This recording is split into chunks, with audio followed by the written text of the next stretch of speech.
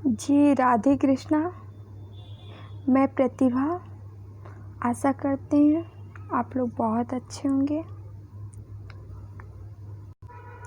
Topic wise MCQs में आपका स्वागत है, जिसमें हम वेरी इम्पोर्टेंट एमसीक्यूज देखेंगे। आज हम प्राचीन इतिहास का सिंधु सभ्यता से एमसीक्यूज देखेंगे। चलिए स्टार्ट करते हैं।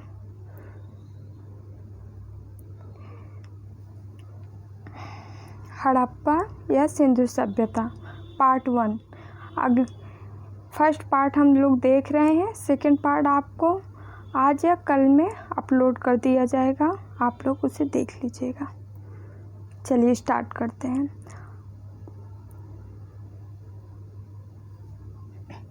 हड़प्पा सभ्यता का सर्वाधिक मान्यता प्राप्त काल है 2800 ईसा पूर्व से 2000 ईसा पूर्व, 2500 ईसा पूर्व से 1750 ईसा पूर्व, 3500 ईसा पूर्व से 1800 ईसा पूर्व। निश्चित नहीं है। इसमें राइट आंसर है 2500 ईसा पूर्व से 1750 ईसा पूर्व। जी चलिए आगे बढ़ते हैं। दूसरा क्वेश्चन देखते हैं। सिंधु घाटी सभ्यता निम्न में से किस सभ्यता के समकालीन नहीं थी? इसे आप लोग ध्यान रखिएगा, नहीं थी पूछा। मिस्र सभ्यता की, मेसोपोटामिया की सभ्यता, चीन की सभ्यता, ग्रीक की सभ्यता। मिस्र की सभ्यता के भी समकालीन थी, मेसोपोटामिया के भी, चीन के भी। इसमें ग्रीक नहीं है, ग्रीक राइट आंसर होगा। चलिए आगे बढ़ते हैं।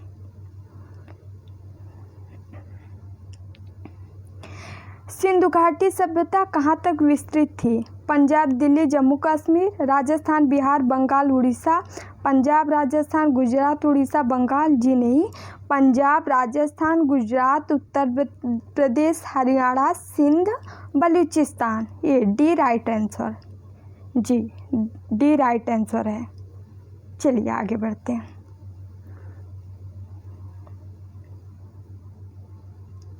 सिंधु घाटी सभ्यता में घोड़े के अवशेष कहाँ से मिले हैं? तो ये सुरकोटदा से मिले हैं, सुरकोटदा से मिले हैं। बड़ा वाली लोथल कालीबंगन है, इसमें सुरकोटदा राइट आंसर है ए।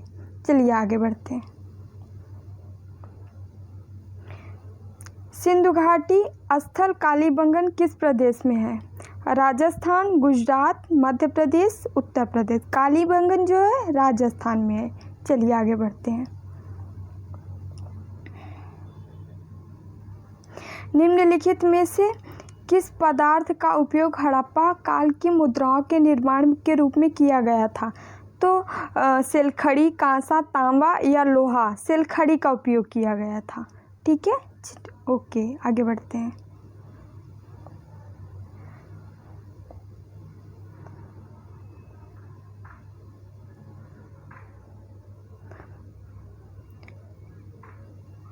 हड़प्पा सभ्यता किस युग की थी? किस युग की थी? कांस्य युग की, नवपाषाण युग की, पुरापाषाण युग की, लौह युग की।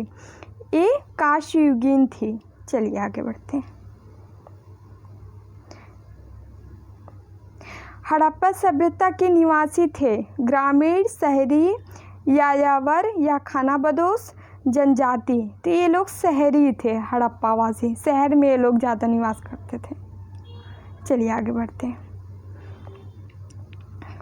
सिंधु सभ्यता के घर किससे बनाए जाते थे? तो बांस से, पत्थर से, लकड़ी से? नहीं भाई, ये लोग ईंट से बनाए जाते थे। काफ़ी विकसित सभ्यता थी सिंधु घाटी सभ्यता। चलिए आगे बढ़ते हैं। हड़प्पा किस वस्तु के उत्पादन में सर्वप्रथम थे?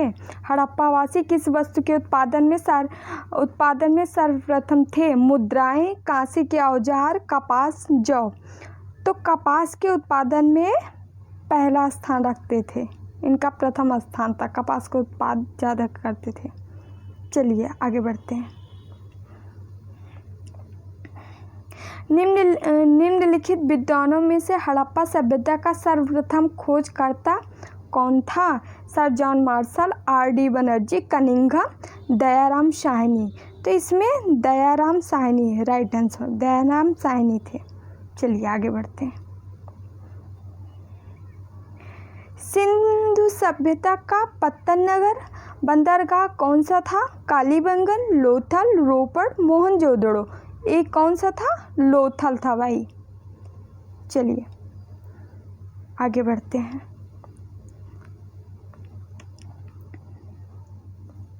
पैमाने की खोज ने यह सिद्ध कर दिया कि सिंधु घाटी के लोग माप और तौल से परिचित थे।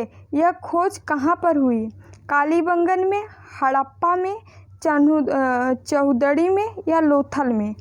तो ये जो है ये अगर पूछ लिया जाए कि माप और तौल से परिचित ये साक्ष्य कहाँ से मिला है, तो लोथल से है।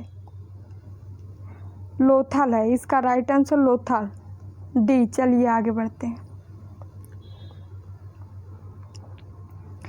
हड़प्पा कालीन समाज किन वर्गों में विभक्त था? शिकारी, पुजारी, किसान, छत्री, विद्वान, योद्धा, व्यापारी, श्रमिक, ब्राह्मण, क्षत्रिय, वैश्य, शूद्र, राजा, पुरोहित, सैनिक, शूद्र। विद्वान, योद्धा, व्यापारी, श्रमिक, ये 4 वर्ग में विभक्त थे। विद्वान, योद्धा, व्यापारी, श्रमिक। चलिए आगे बढ़ते हैं। सिंधु सभ्यता का सर्वाधिक उपयुक्त नाम जो था वो क्या था? हड़प्पा सभ्यता। चलिए आगे बढ़ते हैं।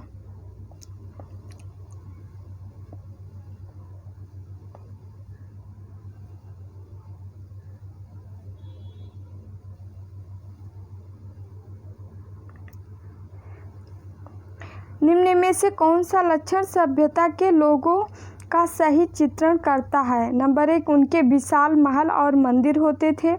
नंबर 2, वे देवी देवताओं दोनों की पूजा करते थे।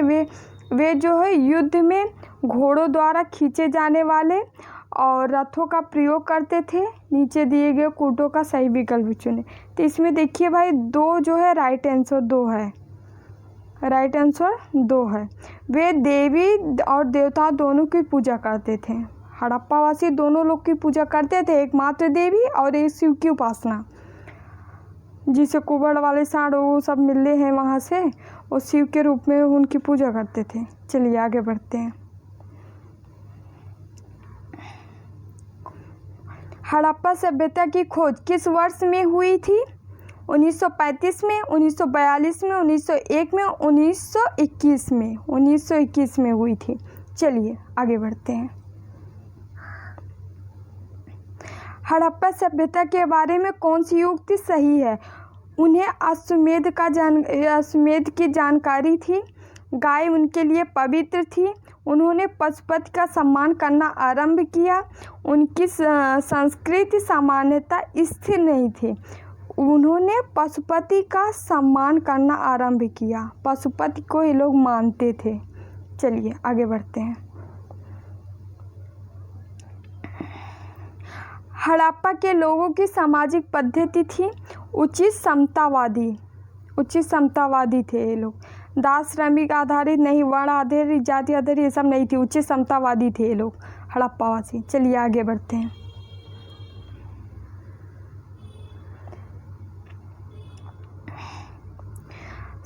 सिंधु का नखलिस्तान बाघ हड़प्पा सभ्यता के किस पुरास्थल को कहा गया? सिंधु का नखलिस्तान बाघ हड़प्पा सभ्यता के किस पुरास्थल को कहा गया? तो हड़प्पा को, कालीबंगन को, लोथल को नहीं जी, मोहनजोदड़ो को कहा गया। चलिए आगे बढ़ते हैं। हड़प्पा सभ्यता के संपूर्ण क्षेत्र का आकार किस प्रकार का था? वर्गाकार, आयताकार, त्रिभुजाकार, गोलाकार। तो हड़प्पा सभ्यता का संपूर्ण क्षेत्र का जो आकार माना गया है वो त्रिभुजाकार था। चलिए नेक्स्ट आगे बढ़ते हैं।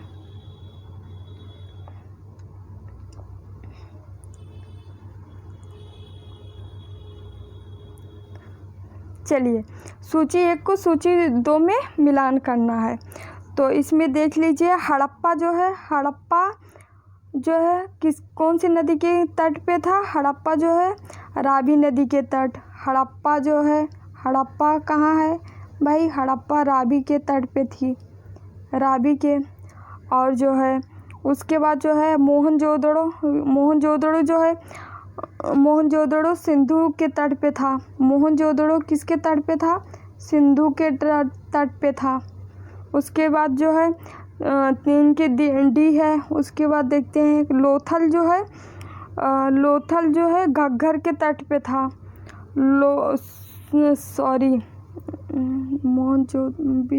मोहनजोदड़ो लोथल जो है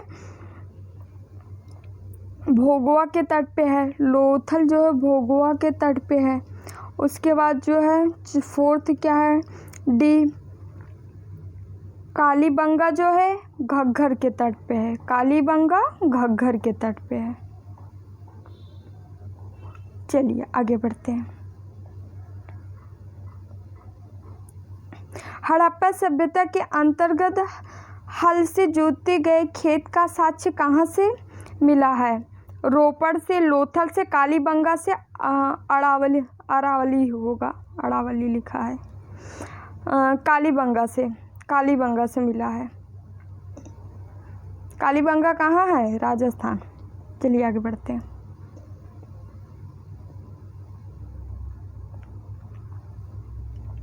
सिंधु सभ्यता की ईंट का अलंकरण किस स्थान से मिला है? कालीबंगा, चानुदड़ो, मोहनजोदड़ो, बड़ावली। कालीबंगा से मिला है। सिंधु सभ्यता की ईंटों का अलंकरण जो है कालीबंगा से मिला है, राजस्थान से। यहीं से कांच की चूड़ियाँ भी मिली हैं। चलिए आगे बढ़ते हैं। मोहनजोदड़ो कहाँ स्थित है? सिंध प्रांत में स्थित है। चलिए आगे बढ़ते हैं।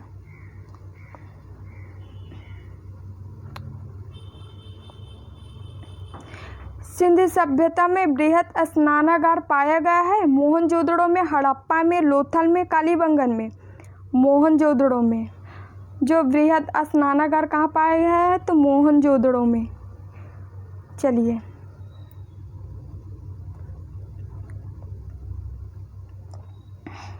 सिंधु सभ्यता की मुद्रा में किस देवता का समतुल्य चित्रांकन मिलता है?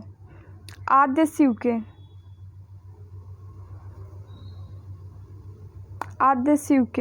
क्योंकि ये लोग भाई शिव के भी भक्त हैं, पशुपति की पूजा करते थे, मातृशक्ति की उपासना करते थे, इसलिए शिव का ही अंकन है। चलिए आगे बढ़ते हैं। निम्नलिखित में से कौन सा हड़प्पा कालीन स्थल गुजरात में स्थित है? गुजरात में था। कालीबंगा, रोपड़, बड़ावली, लोथल है। चलिए आगे बढ़ते हैं। मोहनजोदड़ो को किस एक अन्य नाम से भी जाना जाता है? जीवितों का टीला, कंकालों का टीला, दासों का टीला, मृतकों का टीला। मोहनजोदड़ो को किस और एक नाम से जाना जाता है? तो मृतकों का टीला, मोहनजोदड़ो। चलिए आगे बढ़ते हैं। हड़प्पा सभ्यता का प्रचलित नाम क्या है? सिंधु सभ्यता, लोथल सभ्यता, सिंधु घाटी की सभ्यता और मोहनजोदड़ो की सभ्यता। सिंधु घाटी की सभ्यता प्रचलित नाम, हड़प्पा सभ्यता का प्रचलित नाम सिंधु घाटी सभ्यता। आगे बढ़ते हैं।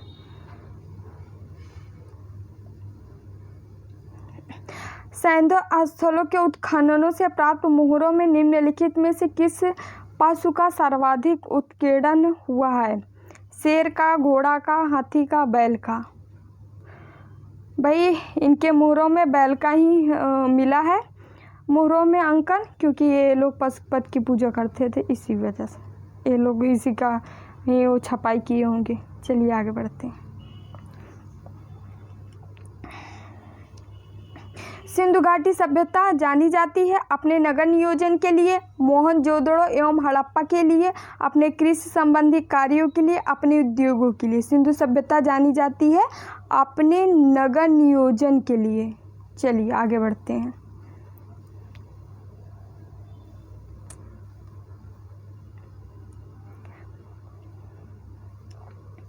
सिंधु सभ्यता का कौन सा स्थान भारत में स्थित है? हड़प्पा, मोहनजोदड़ो, लोथल। भाई हड़प्पा, मोहनजोदड़ो सब उधर है पाकिस्तान साइड, ये लोथल ही है इंडिया में। चलिए गुजरात में है। आगे बढ़ते हैं। भारत में खोजा गया सबसे पहला पुराना शहर था हड़प्पा, पंजाब, मोहनजोदड़ो, सिंध हड़प्पा है। चलिए आगे बढ़ते हैं।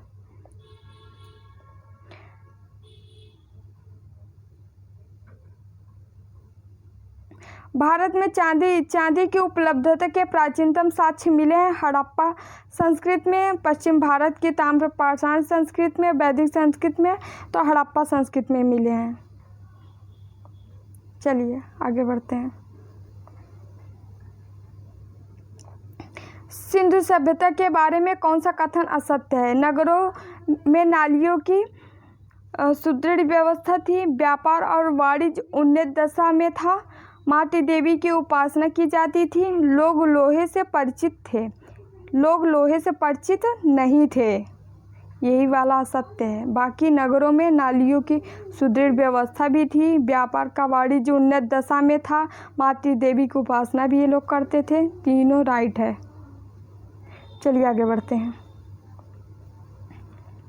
अरे हम दौड़ ले, हमको मंजूर है यार।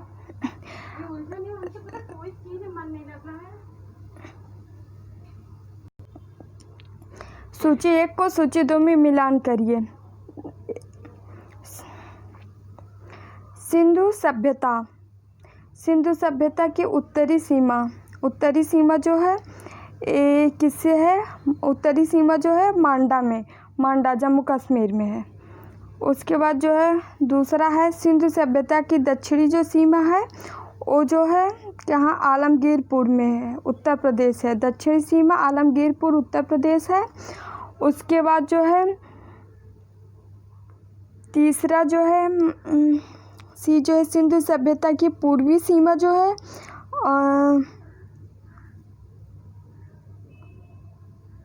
सिंधु सभ्यता की दक्षिणी सीमा जो है दैमाबाद महाराष्ट्र में है। और सिंधु सभ्यता की पूर्वी सीमा जो है आलमगीरपुर उत्तर प्रदेश में है। और जो है सिंधु सभ्यता की पश्चिमी सीमा जो है सुतकांकेडोर बलूचिस्तान में है। चलिए आगे बढ़ते हैं।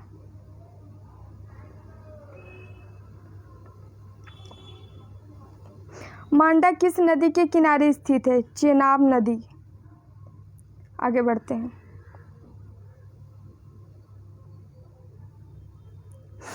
हड़प्पा कालीन रोपड़ पंजाब किस नदी के किनारे स्थित है? सतलज। हड़प्पा कालीन स्थल रोपड़ किस नदी के किनारे स्थित है? सतलज।